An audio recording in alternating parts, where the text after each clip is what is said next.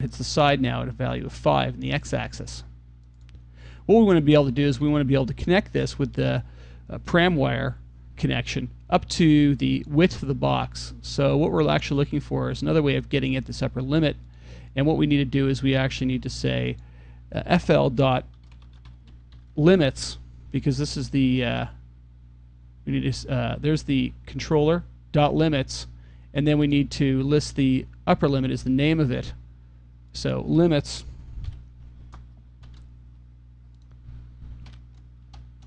and that will return the upper limit as well. And this is how it's required for the param wire dot connect. So now the next thing we need is to actually do that connection. Param wire dot connect. The first one that we have to list is going to be the driver in this case, so that'll be the width of the actual rectangle. The rectangle is called REC, so rec dot base object will return the very base object, and that's how you have to do it to be able to get at to be able to get at the width as a string again. So then we need width. So if I evaluate just this line,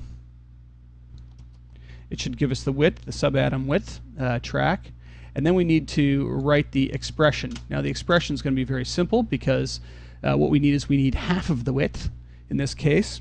So it's passed as a string, and we need to say width divided by 2. And now you can see that it actually hits the edge now. And there's a wire parameter on here with that expression written into it. Exactly the same thing needs to happen for the negative, so that it stops at the negative, and this will be the lower limit, and we're going to say width divided by 2, but we actually have to say negative width divided by 2.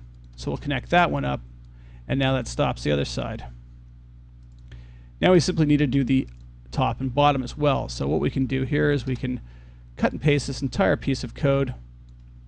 We want to start with the new instance of the float limit controller. It'll be on the y-axis this time, so it's this second track down, so that'll be number 2. And we apply it, and you can see that it's now applied to it. Exactly the same things here, except instead of width, it's going to be connected to the length. We need to change that in the expression as well. And that should be it. If I run it, we now have connections on it.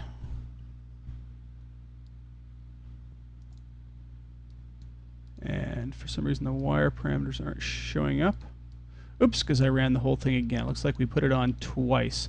Better actually just redo that just to make sure, because I actually ran and added the float again. You don't want to do that. That would be adds 2 of them, basically nest them one inside each other.